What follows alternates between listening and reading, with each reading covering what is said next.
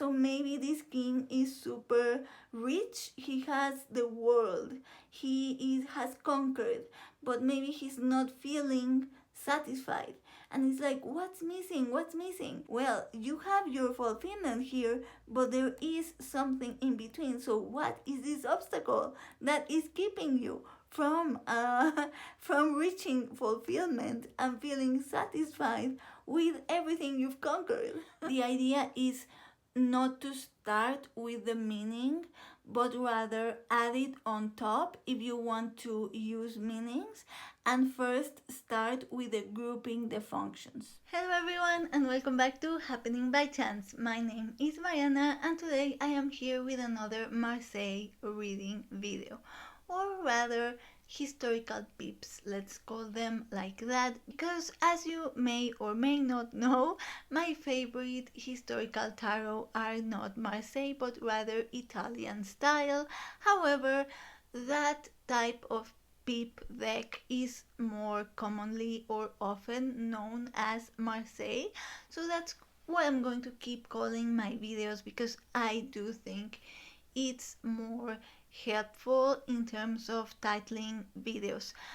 Regardless, this is another video about reading pips and specifically historical pips. But if you saw my first video, then you know that my method, or the method that I am sharing with you guys, can be applied to any pip deck or any deck really, even though the focus today and in these videos are pips. So I am going to share with you some examples, as I did in my first video, where I'm going to turn the camera around so that you can look at the cards and see some examples of reading pips. But before I did that, I wanted to share with you what I think is the key to unlocking the pips, or what at least for me was the key, and I want to share it with you guys because I do think it's important, I think it's helpful, and as I said, I really it sounds pretentious, I guess, but I really truly do think that for me the key has nothing to do, or very little to do, with how, like, the actual technique of reading the pips, and it was more a matter of seeing the cards in a different way, of learning how to look at a pip spread, and instead of seeing individual cards with elements placed in them, seeing a full sentence, a full story immediately jumping at me as a whole. And I do think that in order to read pips, again from my experience, the key is first to learn how to shift your view, to learn the language of the pips, the language of Marseille, the language of historical pips, of classical pips. I don't know if you've all watched the Matrix movie, the first one, the original Matrix movie, but there is a scene in the Matrix when Neo first sees the green Matrix code, the green code for the Matrix, and he's looking at the code. He obviously just sees code, he doesn't understand anything, and he is talking to the person who is at the computer. I haven't seen that movie in years, I don't remember who it was, but Neo is talking to him, and when he is explaining the code, he tells Neo, I don't even see code anymore, I just see a woman, a man, a child, situations. Because they have learned how to read the code, they no longer see just green numbers and letters, they see actual situations, actual people happening on screen. And that is kind of like a parallel of what I feel like it was for me when I first started reading pips or trying to learn, where I would see the green lines of code versus now where I see the situations jump at me right away because I learned how to look at the code, because I learned the language and I know how to read the language. And to me, that was the key. Not so much a matter of learning a technique or individual meanings, but rather learning a language and understanding how to read that language. So that is what I want to share with you today, explaining you a bit of how I see the pips, how I see the cards. I'm going to try to make some parallels with reading text, with learning languages, and then I'm going to share with you an exercise that will help you to start unlocking that language and start just seeing the cards in that way where you understand the language. I felt like before I shared with you, how to answer questions, like take a question, do a reading, I really, really needed to talk about looking at the cards differently. I really needed to talk about the language of pips and learning how to read the language of pips, which is super fascinating, super fun, and honestly something I am really, really passionate about, which is why I wanted to share it with you. Now, something that is important to clarify beforehand is that my style of reading pips is closer to open reading than reading with card meanings. It's not quite open reading in the sense that I do have certain parameters that I learned from my teachers, and they make sense to me, but it is closer to open reading in the sense that I don't go card by card and checking meanings card by card, not only RWS meanings but cartomancy meanings either. I just in general don't look at the cards that way. I'm more in the Enríquez, Camelia Elias type of school of thought than other schools of thought. Just to clarify that, because there are many ways of reading the cards, there are many ways of reading pips, there are many ways of reading RWS, of reading Oracle, of reading whatever system, and it really is obviously a matter of choosing the technique, the system, the school of thought that works for you. Today I'm sharing you the one that makes sense to me and the one that I think is very exciting. If you liked my first video where you saw how, if you are a word person, if you're a story person, you might find this super compatible with you. If you saw my first video and you enjoyed it, then I think you will enjoy this video as well.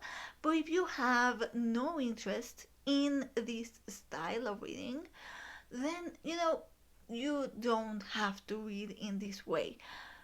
There are many different approaches to reading, and I don't think there is one single correct one. Even if my inner snob really, really wants to hold on to a system and say that is correct or accurate historically, you know, um, don't listen to my inner snob. I try not to listen to my inner snob. There is no one correct way. Going back to my story of how I first started reading with pips, I first started right after I learned RWS. Actually, I think that my RWS learning and my pip learning kind of merged together because they were both kind of at the same time at the very beginning when I started learning tarot. Pips really attracted me since the very beginning, but I was reading very much. When I first started, I was doing it in a numerological and elemental sense. So, like seeing the card and seeing, okay, if it's a five of cups, what do fives mean and what do cups mean, and then deriving a meaning from that. And that's how I was attempting to read. I did a project on Instagram where I read every day. Every other day I read with a Marseille deck. So one day I read with my Centennial, and one day I read with my Marseille, Marshmallow Marseille, and I alternated one day, one day. And it was during that project that I first discovered something that made me really excited and made me start understanding the pips. I don't remember exactly what reading it was, but I do remember the star card was in the center. And so I saw the star card and I saw her pouring the water, and how the water kind of made sense in the next card, and they made sense together. And that was the first time that I actually read some interaction between cards. If you saw my previous video number 1, you know that my basic method is function plus interaction plus story, but specifically about what you see in the cards.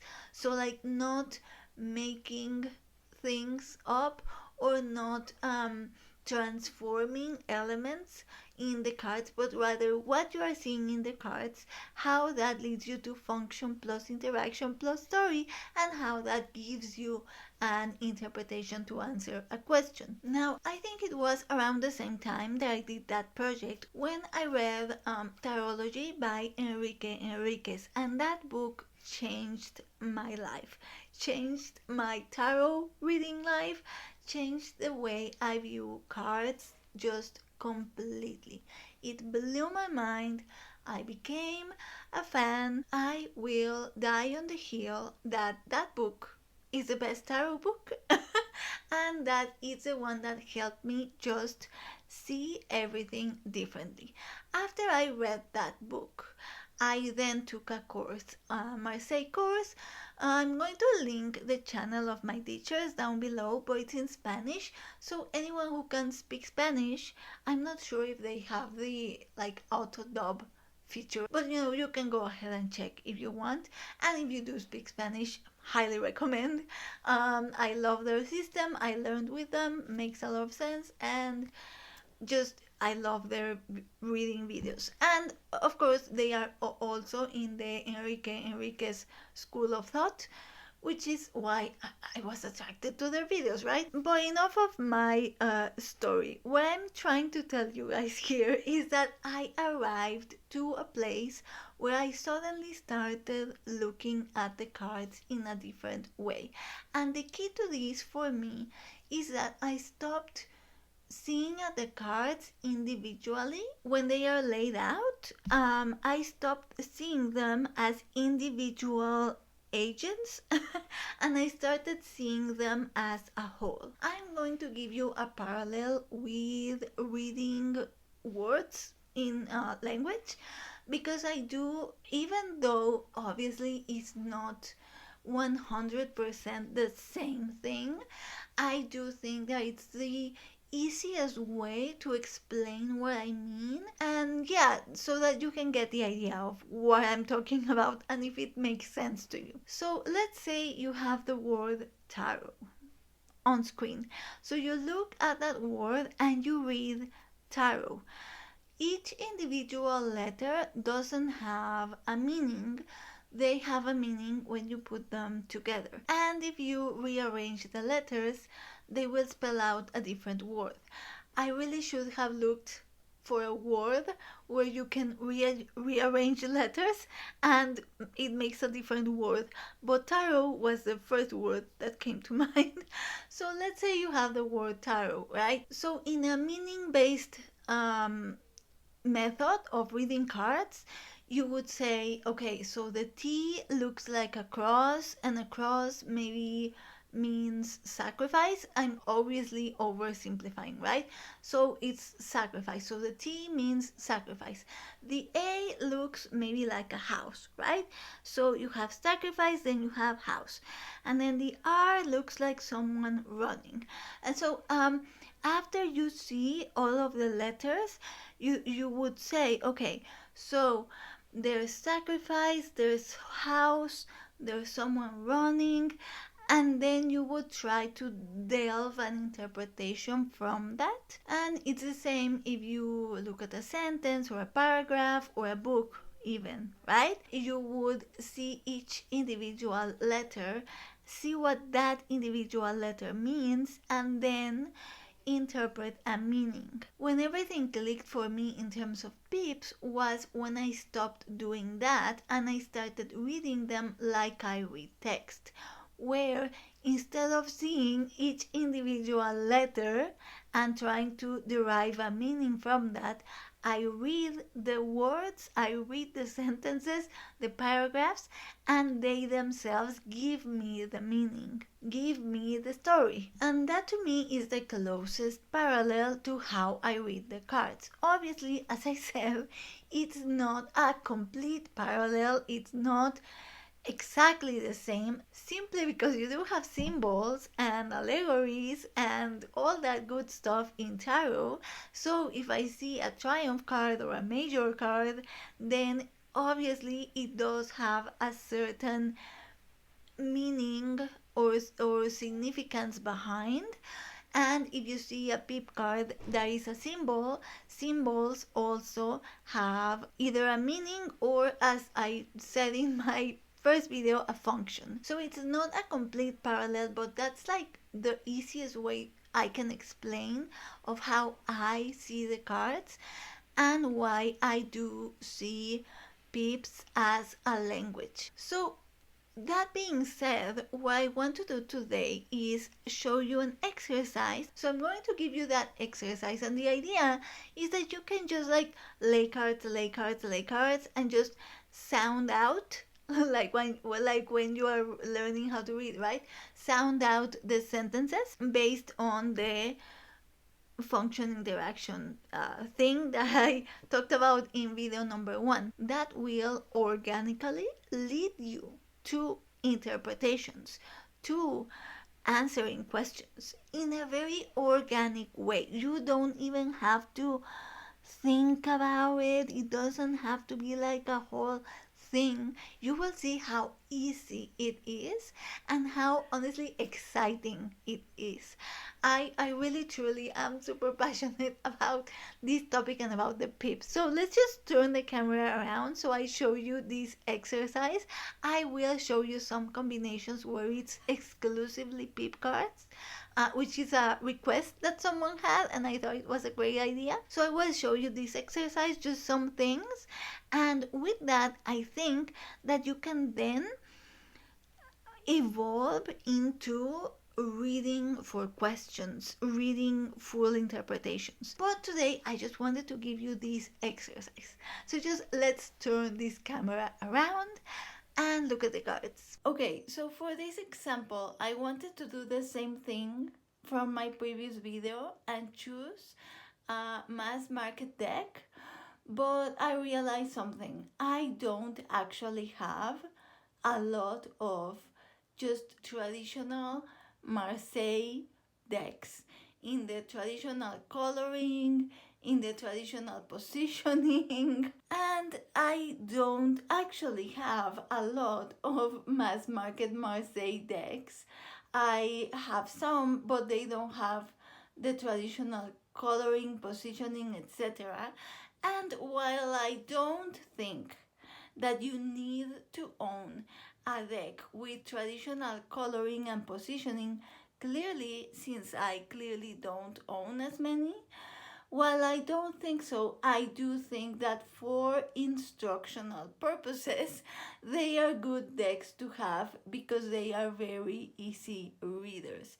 So I grabbed one of my indies, which is the Mamanmiyuki, which I have showed in previous videos before, and that's just what we're going to be using. As I mentioned in my introduction, what I'm going to do today is just one simple exercise that you can go through the whole deck just doing that exercise. What I'm going to do first is I'm going to show you what the exercise is.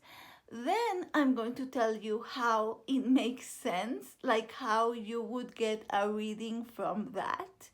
And then I'm just going to go through the deck and pull 5 cards, 5 cards, 5 cards, just doing the simple exercise that you can do to practice with your own Marseille or Pip decks. So this is an example that I actually pulled at random when I was planning out this video, and I thought it worked so well that I thought I would use it for this first example, and then I'm just going to be pulling at random.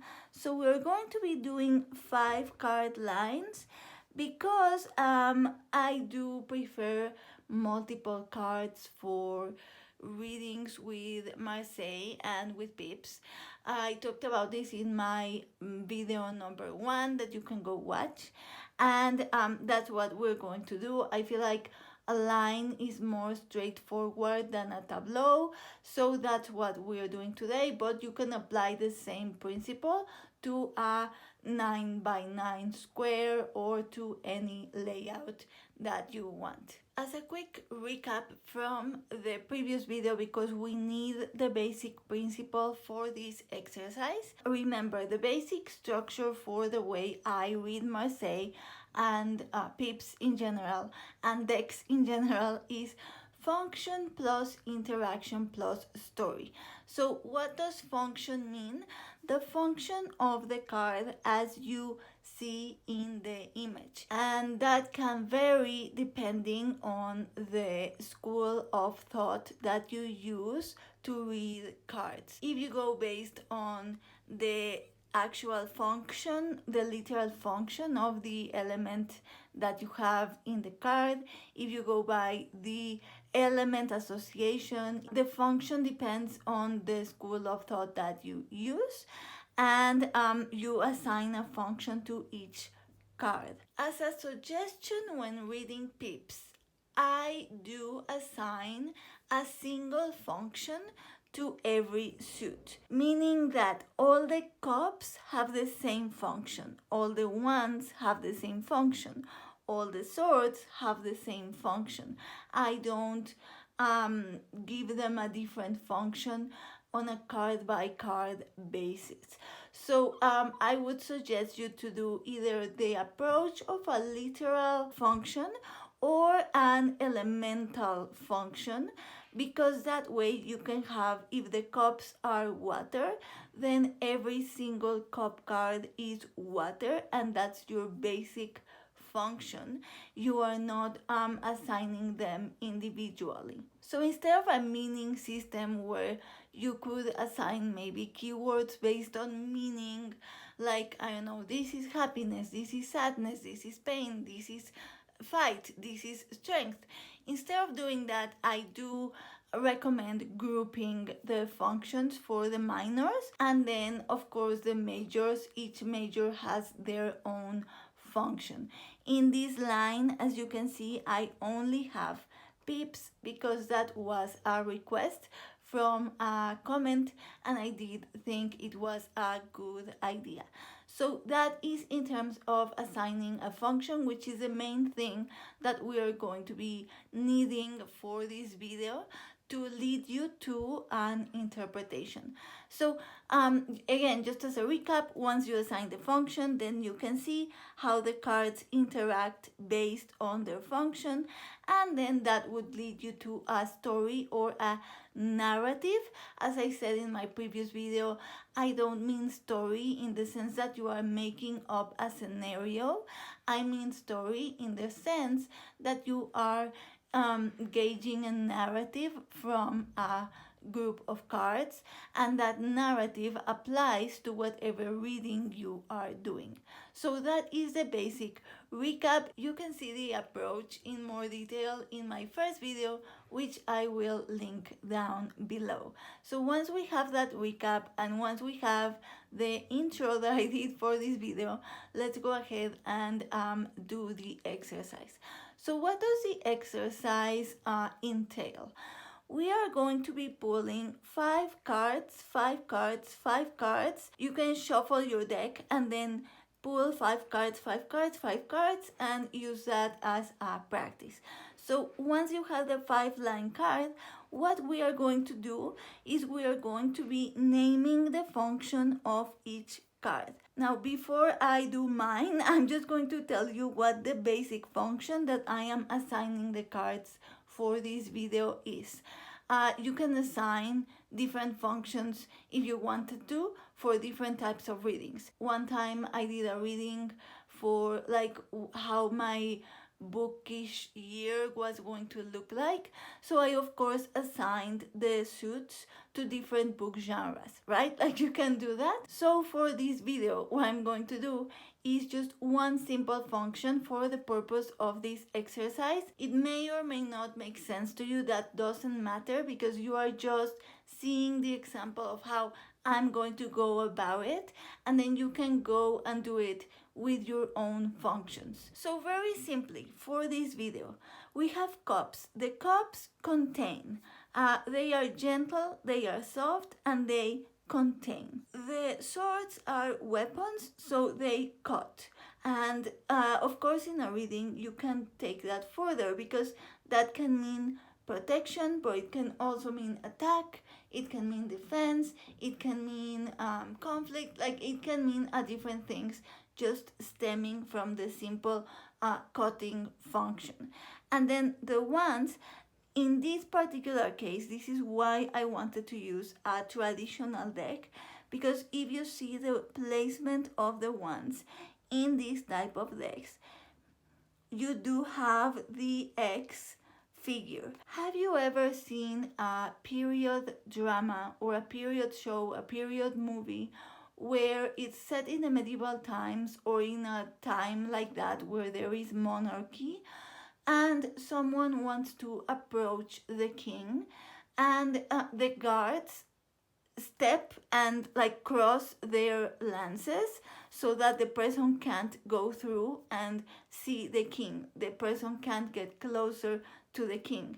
I even can picture the sound of that scene where someone takes a step towards the king and the guards immediately step closer, cross their lances, and the person can't have access to the king. That is what the cards in traditional Marseille remind me. It's like the crossed lances that represent an obstacle or a wall that you can't go through. So there is a blockage there. That is a basic function in this particular kind of deck. And we don't have any coins here, but coins have the function of coins. So, you know, they are richness, they are material.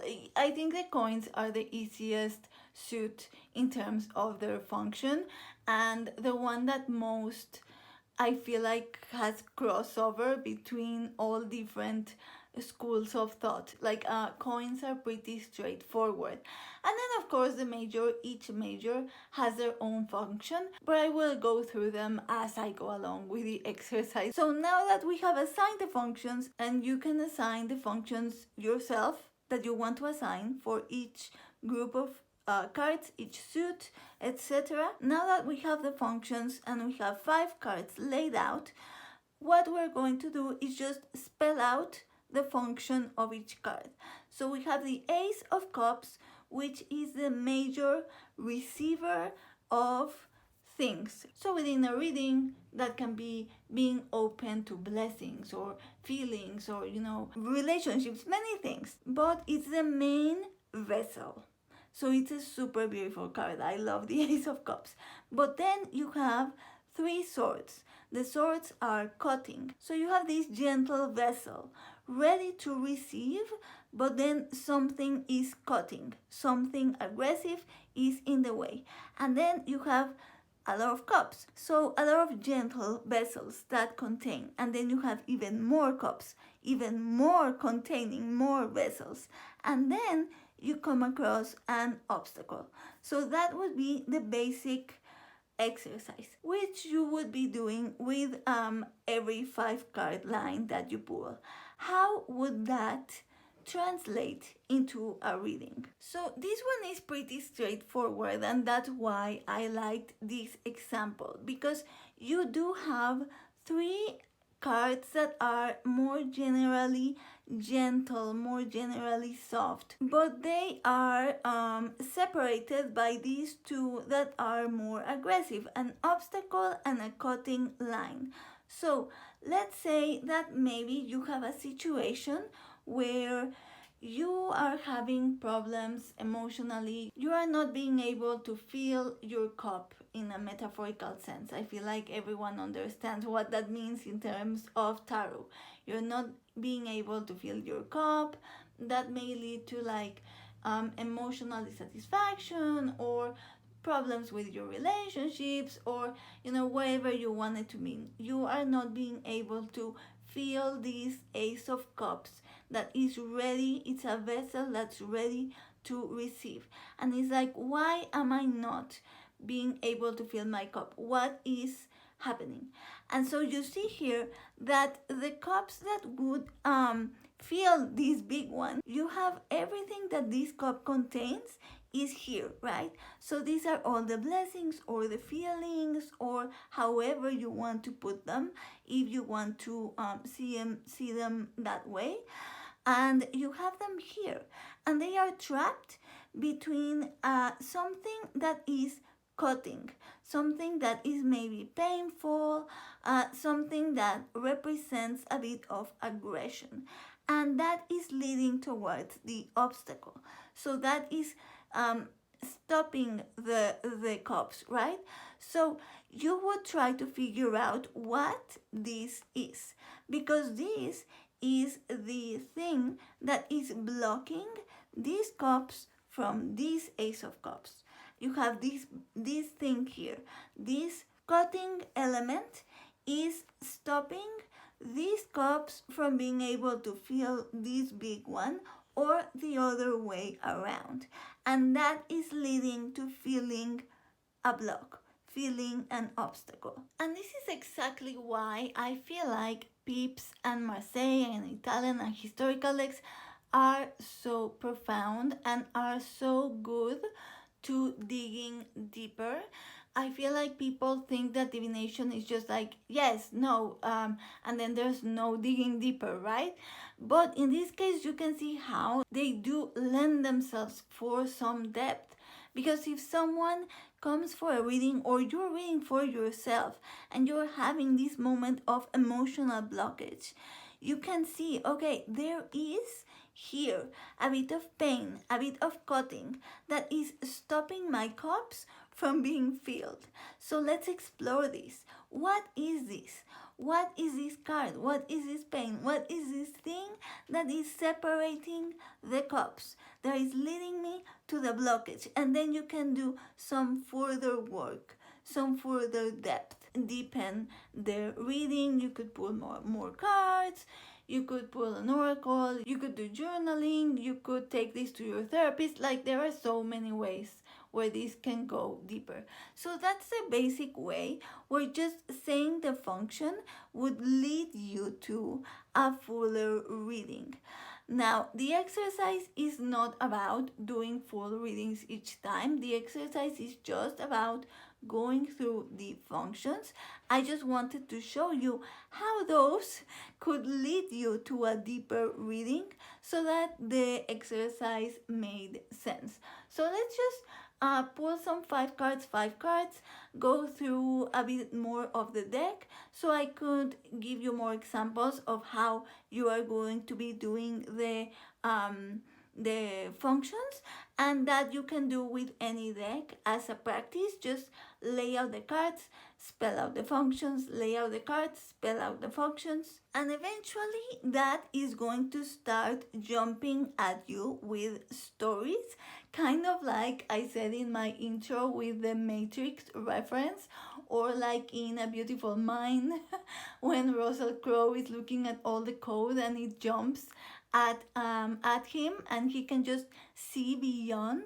That's going to start to happen when you practice the laying out the functions and practice just spelling out the narrative, spelling out the narrative, spelling out the narrative.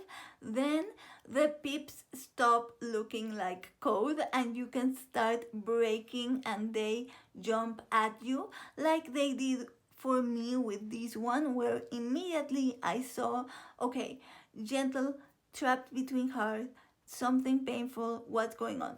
That is the goal. But for that, you have to spell out the functions and practice that and practice that and practice that. And of course, readings are always layered. At least that's how I feel like it is. So if you do assign meanings, individual meanings to each card, that's where the meaning would enter, right? Like if you assign a particular meaning to a Three of Swords, then that would give you an answer, because it's like, okay, this card is cutting through these ones. This one is the one that's separating you. So if this card has a meaning for you, then that could give you some further information. The idea is not to start with the meaning, but rather add it on top if you want to use meanings, and first start with the grouping the functions. Okay, so I have the deck here. So I'm going to turn these cards around and I'm just going to start pulling. I have this shuffled, I don't know what's going to come out. Okay, so we have the World, then we have the King of Coins, then we have the Eight of Wands, then Temperance, and then the Knight of Cups. So you would go again with spelling out the functions. That's the exercise. That's all we're going to be doing to practice. So we would say there is completion. And again, I'm basing this on my own very, very basic reduced functions for the purpose of this video. You can do your own however you see fit. So we have some completion, and then we have the King of the Coins. So since the meaning is like success, let's say richness, so you have the king of that suit. Then you are faced again with another obstacle. If you see, this one has more wands, it's thicker, it's harder to go through those guards, so it's an even bigger obstacle.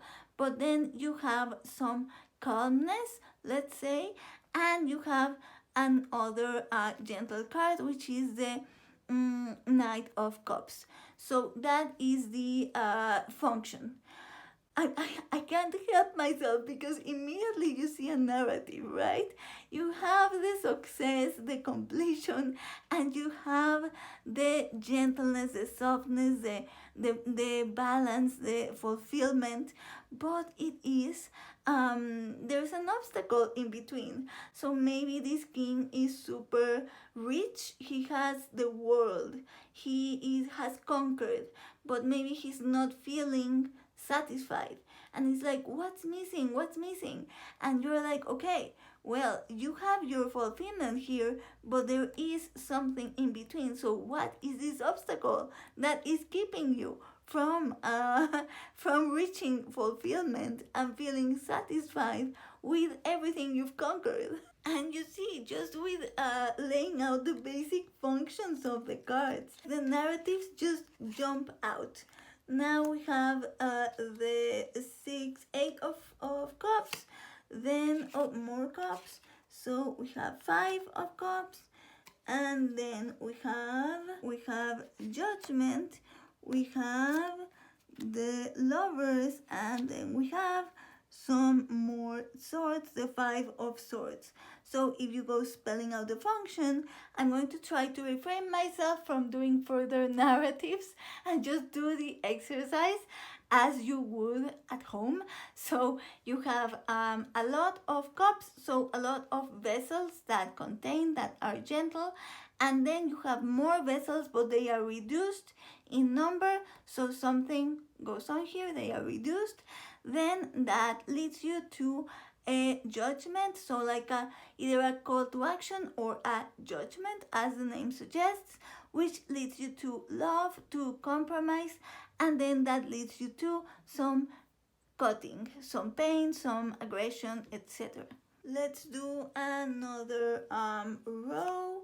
So we have the Valet of Swords, the Emperor, the Eight of Coins, the Two of Coins, and the Two of Wands. So you have the lowest score card of the swords, so it is something cutting, it is some aggression. Am I in frame?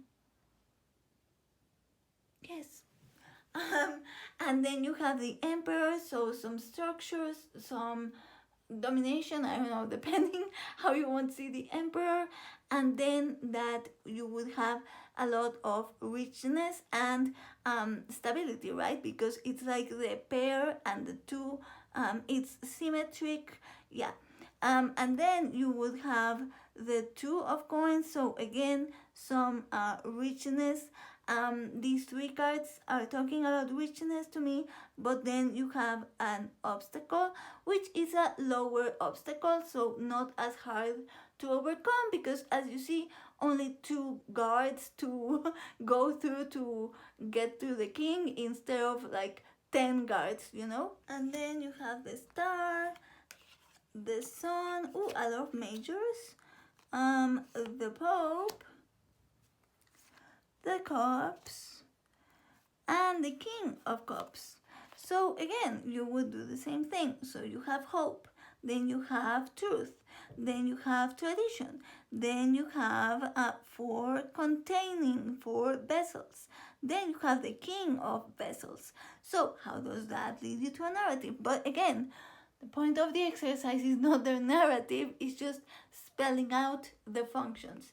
And you would do that with your decks. Just like grab a Marseille or Pip or Italian, whatever deck you want to choose, and just lay out 5 cards and spell out the functions. And immediately you're going to start seeing like they jump at you. Like in this one, for instance, see how many swords, see how black it looks, and how like overpowering. So that immediately overpowers these 2, right? Even though, I mean, this is a major, so like but I'm not going to go into those details. So just immediately you see how it starts to jump at you. And again, you would go through the entire deck, and maybe if you just want to put like a different card, right? If you put these 2 other ones, the functions change completely, which would give the line a complete different meaning. If you put this one here again, right? Like you start with a lot of aggression, but then it's richness. So now it's changed. It starts from something very harsh into something very soft.